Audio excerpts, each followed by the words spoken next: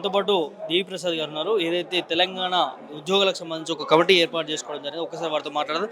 Sir ఏంటి అసలు ఉద్యోగులకు సంబంధించి ఏం జరుగుతా ఉంది? వాళ్ళ సమస్యల కోసం పోరాడుతా ఉన్నారు. ఏం చెప్తారు? మీరు చూస్తున్నారు కదా, ఒక 15 రోజులుగా తెలంగాణలో ఎట్లా అట్టుడుకుతున్నది. ఉద్యోగుల గుండెలన్నీ మండుతున్నాయి. ఉద్యోగుల ఆవేశం అంతా కట్టలు తెంచుకుంటా ఉన్నది. కారణం ఏంటంటే ఏ ప్రభుత్వం కూడా, ప్రజలచే ఎన్నుకోబడినటువంటి ఏ ప్రభుత్వం కూడా ఇప్పటి వరకు నన్ను కోసుక తినండి అని అనలే. నాకు ఆర్థిక పరిస్థితి బాగాలేదు, నాకు ఒక వారం రోజులు టైం ఇవ్వండి, లేకుంటే ఈ సమస్యల్ని కొంతకాలం పోస్ట్పోన్ చేసుకోండి, లేకుంటే ఏదైనా నేను చేసి ఇస్తా కానీ కొంచెం నాకు సహకరించండి అని చెప్పిన ముఖ్యమంత్రులను, పెద్ద పెద్ద ముఖ్యమంత్రులను చూసినాం. చంద్రబాబు నాయుడు, రోషయ్య, కిరణ్ కుమార్ రెడ్డి, కాసు బ్రహ్మానందరెడ్డికి ఇప్పటి వరకు అనేక మంది ముఖ్యమంత్రులను ఉద్యోగులు చూశారు. ఏ ముఖ్యమంత్రి కూడా ఉద్యోగుల ఆత్మగౌరవాన్ని దెబ్బతీసే విధంగా ఎన్నడూ మాట్లాడలేదు. తెలంగాణ ఉద్యోగులు అంటే ఏమనుకుంటున్నావు రేవంత్ రెడ్డి? ఇలా డెఫినెట్గా నువ్వు తెలంగాణ ఉద్యోగుల మీద చేసినటువంటి వ్యాఖ్యలు ఇలా డెఫినెట్గా ఒక న్యూటన్ బాల్ లాగా, అవి ఎట్లయితే బాల్ కొడితే వెనక్కి తిరిగి వస్తుందో ఇవాళ అవన్నీ కూడా నీకు వెనక్కి తిరిగి వస్తాయి. కాబట్టి ఇప్పటికైనా మీరు భాష మార్చుకోండి.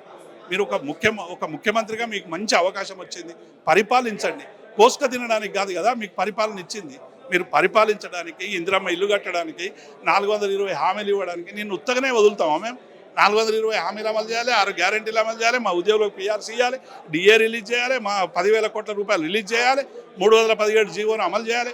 ఇవన్నీ ఉత్తగొదలం రేవంత్ రెడ్డి.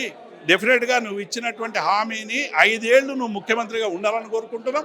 అవన్నీ నీతో అమలు చేయించాలని మేము విజ్ఞప్తి చేస్తా ఉన్నాం. అందుకే ఇవాళ ఎంప్లాయీస్ కోఆర్డినేషన్ కమిటీ కూడా ఇవాళ మేము అందరం కూడా ఆలోచించేది ఏంది, ఒక సుదీర్ఘకాలం ఉద్యోగ సంఘాల్లో పనిచేసినటువంటి వాళ్ళం, అనేక హక్కులు సాధించినటువంటి వాళ్ళం, మా కళ్ళ ముందే మా ఉద్యోగుల్ని తూలనాడుతుంటే మా కడుపు రగిలిపోతా ఉంది.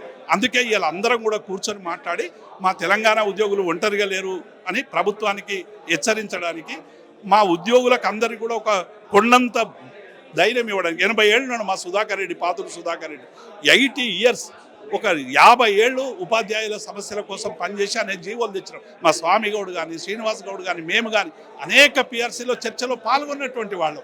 కాబట్టి ఇలా మాకేమి రేవంత్ రెడ్డి కొత్త కాదు, అడ్మినిస్ట్రేషన్ కొత్త కాదు, మాకు విషయాలన్నీ తెలుసు. కాబట్టి మీరు ఇప్పటికైనా రేవంత్ రెడ్డి బేషిజాలు వదులు. ఇది కేసీఆర్ నియమించుకున్న ఉద్యోగులు కాదు. ఆయన ఏమనుకుంటుండే, కేసీఆర్ అపాయింట్ చేసుకున్న ఉద్యోగులేమో వీళ్ళందరినీ తీసేసి ఇంకెవరినో కొత్తగా పెడదామని అనుకుంటుండేమో, మాకు అర్థమైతలేదు. కాబట్టి ప్రభుత్వం అనేది ఒక కంటిన్యూ ప్రాసెస్. ఇవాళ ఈ ప్రభుత్వం ఉంటుంది, రేపు ఇంకొక ప్రభుత్వం వస్తుంది, ఎల్లుండి ఇంకొక ప్రభుత్వం వస్తుంది. కాబట్టి ప్రభుత్వ ఉద్యోగుల సమస్యల పరిష్కారం కోసం దృష్టి పెట్టాల్సిందిగా మేము డిమాండ్ చేస్తాం. ముఖ్యమంత్రి కూడా చేతులు ఎత్తేసినట్టు బడ్జెటే లేదు, అసలు రాష్ట్రానికి అప్పు ఇస్తలేరు, అప్పు పుడతలేదు. ఇక మీరు చెప్పినట్టుగా కోసుకోని తినని అట్లా మాట్లాడు అంటే ఏం జరుగుతుంది? అంటే వాళ్ళు అధికారంలోకి వచ్చినప్పుడేమో ధనిక రాష్ట్రం అని చెప్పారు, ఎట్లా చేయాలో మాకు తెలుసు అన్నారు. ఇన్ని హామీలు ఎట్లా ఇస్తారో మా మిత్రులు అడిగితే కూడా ఎట్లా చేయాలో తెలుసు అన్నారు. మరి వాళ్ళ పేద రాష్ట్రంగా ఎందుకు మారింది? అంటే రేవంత్ రెడ్డి అప్పులు ఉడతలేవని ఒకవైపు చెప్తా ఉన్నాడు. 1,58,000 కోట్ల అప్పులు ఎట్లా ఉట్టినాయి రేవంత్ రెడ్డి? ఎక్కడి నుంచి తెచ్చినావు? నువ్వు అసెంబ్లీ వేదికగా చెప్పినావు కదా 1,58,000 కోట్ల అప్పు తెచ్చినావని. 2,50,000 కోట్లు దావోస్లో అగ్రిమెంట్ అయినాయని చెప్పినావు కదా. ఎవరిని చూసి ఇచ్చారు రేవంత్ రెడ్డి? ఒకవైపు ఏమో 2,50,000 పెట్టుబడులు వచ్చినాయని చెప్తావు, 1,58,000 కోట్లు నువ్వు అప్పు తెచ్చినా అని చెప్తావు. అప్పు ఉడతలేదని ఎవరికి చెప్తున్నావు? అబద్ధం కదా ఇది. ఇది శుద్ధ అబద్ధం. అప్పులు పుడతలేవని రేవంత్ రెడ్డి చెప్పడం అనేటువంటిది శుద్ధ అబద్ధం. ఎఫ్ఆర్బిఎం లిమిట్ను దాటినరు. ఇవాళ Telangana industrial infrastructure corporation public లిమిటెడ్గా మార్చడానికి 15న జీవో తీసిండ్రు. 1,50,000 ఎకరాలు సేకరించినటువంటి కేసీఆర్ పెట్టినటువంటి భూములన్నీ కూడా ఇలా కుదువబెట్టేటువంటి ప్రయత్నం చేస్తుంది. సెంట్రల్ యూనివర్సిటీలో ఉన్నటువంటి 400 ఎకరాలు కుదువబెట్టి 10,000 కోట్లు అప్పు తెచ్చుకున్నారు. అప్పులు ఉడతలేవని ఇలా మాకు కథలు చెప్పకండి. ఇలా అందరూ చైతన్యవంతులు అయినరు. మీరు ఎన్ని అప్పులు తెచ్చారు శాసనసభలో చెప్పిండ్రు, మళ్ళీ అబద్ధాలు ఎందుకు ఆడతారు? కాకపోతే చెప్పండి, నేను హామీలు ఇచ్చిన అవి అమలు చేయాలి, ఓ 2 రోజులు ఆగండి, 3 రోజులు ఆగండి, 4 రోజులు ఆగండి, ఈ 5 డిఎల్ని 3 డిఎల్ తీసుకోండి అని చెప్పండి. ఇంకా రిటైర్ ఉద్యోగుల డబ్బులు ఆపుతావాను? రిటైర్ ఉద్యోగుల డబ్బులు గవర్నమెంట్ కావు, మా ఉద్యోగులు జీతం నుండి సేవ్ చేసుకున్నటువంటి పైసలు, అవి కూడా ఇవ్వకుండా వేధించడం అనేది ఎంత మూర్ఖత్వం ఇది? డైరెక్ట్ అడగొద్దు అంటున్నాడు కదా, నెలగాగానే జీతాలు వేయడమే కరెక్ట్ కష్టంగా ఉందని. మళ్ళీ అడగొద్దనే కమిటీ ఎందుకు వేసిండు? అడగొద్దు అన్నాడు కదా, ఆఫీసర్ల కమిటీ ఎందుకు వేసిండు? అంటే అడగొద్దని అన్నది తప్పయింది అనేటువంటిది ఆయన మనస్సాక్షికి తెలిసింది కాబట్టి ఇలా కమిటీ వేసిండు. రేపు డెఫినెట్గా డిఎల్ ఇస్తాడు, పిఆర్సీ ఇస్తాడు, సమస్యలు పరిష్కరిస్తాడు. పరిష్కరించేదాకా మేము వదలం. మీరేం డిమాండ్ చేస్తారు? మేము ఉద్యోగులు పెట్టినటువంటి అన్ని డిమాండ్లు ఇలా పేమెంట్ చేయాలని మేము రిక్వెస్ట్ చేస్తూ ఉన్నాం. 5 డిఏలలో కనీసం 3 డిఏలు వెంటనే రిలీజ్ చేయండి.